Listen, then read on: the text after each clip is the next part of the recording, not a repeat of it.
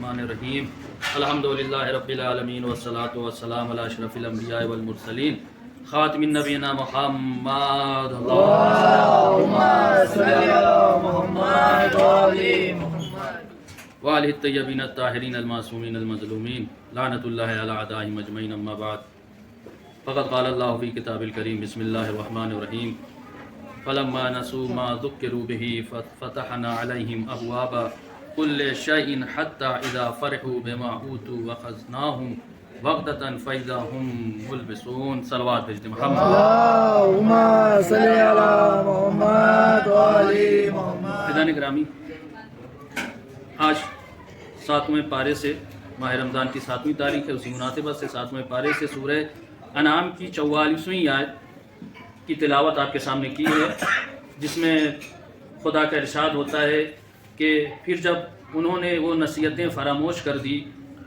یعنی خدا نے جو نصیحتیں دی تھیں ان لوگ کو، اس کو ہم کو انہوں نے فراموش کر دیا، تو کیا ہوا؟ علیہم ابواب کل شیء حتی اذا فرحوا، تو خدا نے کیا کیا؟ جب وہ نصیحت فراموش کر دیا تو خدا نے خوشی کے جتنے بھی باب ہوتے تھے سب ان کے لیے کھول دیے۔ نعمت نصیحت کو فراموش کر دیا تو خدا نے ان کے لیے جتنے بھی خوشی کے باب تھے، مال دولت سب کچھ ان کے لیے پورے ابواب کھول دیے۔ وَأَخَذْنَاهُمْ بَغْتَةً، جب کھول دیے اور وہ لوگ اسی میں مست ہو گئے تو خدا نے اچانک اپنی گرفت ان پہ رکھ دی۔ اس کے بعد کیا ہوا؟ فَإِذَا هُمْ مُبْلِسُونَ، پھر وہ کیا ہو گئے؟ مایوس ہو گئے۔ یعنی اس آیت کا اگر خلاصہ کریں کہ خدا نے جو ان کو نصیحتیں دی تھیں، اب یہ نصیحت کیا ہے؟ لوگ کہتے ہیں، علماء بیان کرتے ہیں نصیحت جو ہے وہ تعلیمات اسلامی ہے، اسلام کے بارے میں ہے، یا وہ انبیاء جو تعلیم لے کر اس قوم کے لیے آتے تھے، اچھی باتیں یہ ساری چیزیں بتاتے تھے انہوں نے یہ ساری نصیحتیں خدا کی اور انبیاء کی وہ فراموش کر دی۔ اس کے بعد پھر خدا نے ان کے لیے جو ہے وہ نعمتیں دینا شروع کر دیا۔ عجیب ہے، غور کریں اس پہ، نعمتیں دینا شروع کر دیا، اور جب اس میں مست ہو گئے پھر خدا نے عذاب دینا شروع کر دیا۔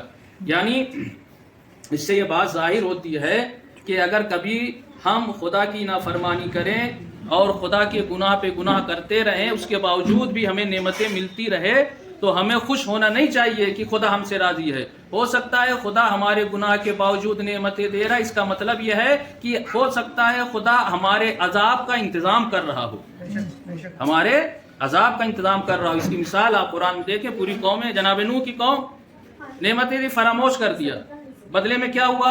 عذاب۔ قوم عاد، قوم سمود اس دن بتایا تھا، نعمتیں دیں، اس کے بعد وہ فراموش، اس کے بعد عذاب۔ فرعون کا لے لیجئے، فرعون کون ہے؟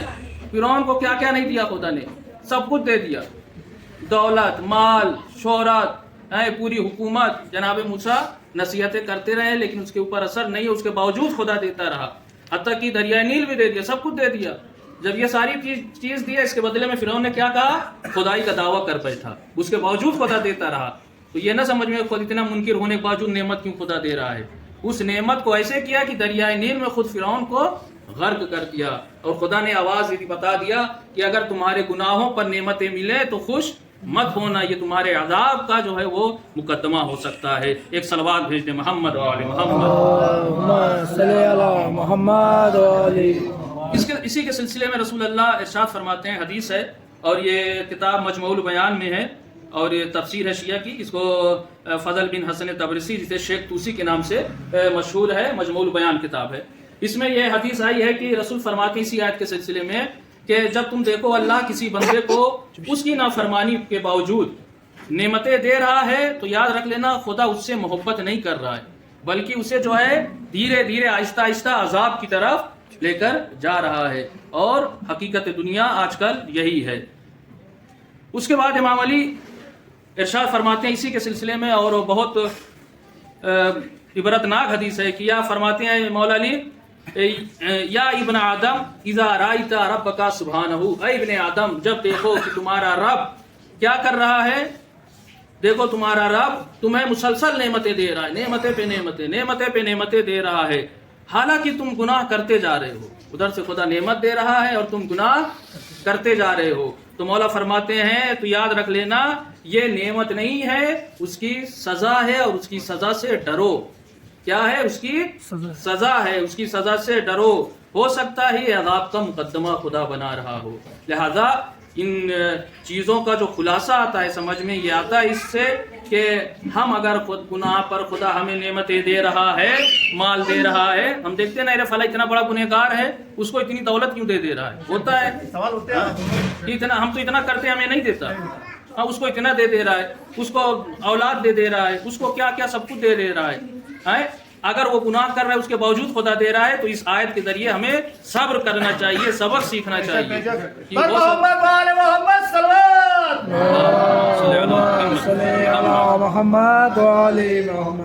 لہذا یہ آیتیں ہمیں سبق دیتی ہیں.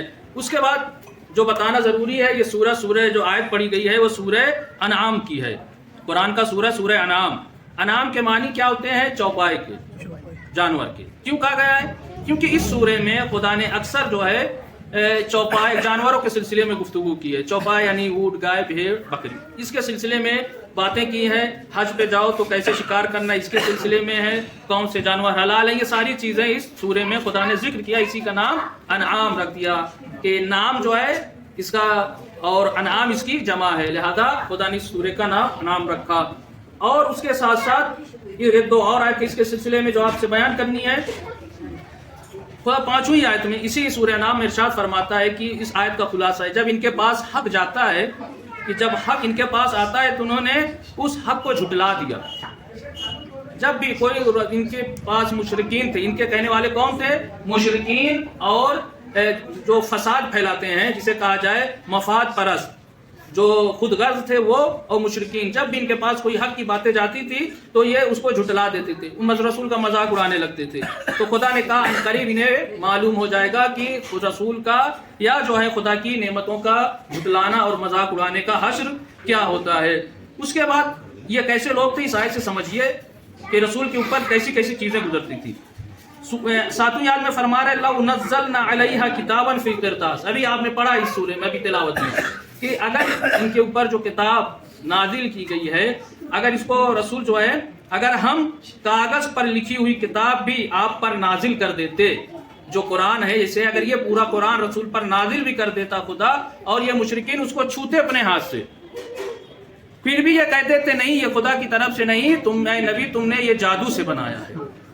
قرآن کہہ رہا ہے اتنا سخت ان کا، یعنی آیت سے پتہ ان کا دل جو ہے سخت ہو گیا تھا گناہ سے کہ رسول کی یہ معجزات کو بھی جو ہے وہ جھٹلا رہے تھے. آخری بات اس میں جو ہے اس کو بیان کرنا ہے. اس میں فرماتا ہے خدا کہ یہ 139 آیت میں کہ ان کا حشر یہ تھا کہ جو یہ تھے اس زمانے کے لوگ، یہ جب ان کے ہاں ایک مخصوص جانور کچھ ہوتے تھے، سنیے گا غور سے، آج کے زمانے مخصوص جانور ہوتے تھے تو جب وہ ان کے ہاں ولادت بچہ ہوتا تھا جانور کے، جب جانور کا بچہ زندہ ہوتا تھا، یہ آیت 139 آیت میں زندہ بچہ ہوتا تھا تو یہ لوگ اسے کھاتے تھے. صرف اگر زندہ بچہ ہو رہا ہے تو صرف مرد کھائیں گے. اگر بچہ جانور کا مردہ پیدا ہوا تو میاں بیوی دونوں کھا سکتے ہیں.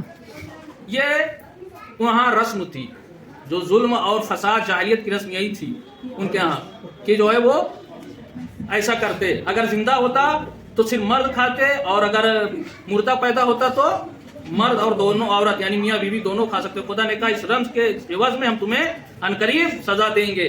آج کے زمانے میں اس آیت کو دیکھیے، قرآن ہر قیامت تک کا ہے.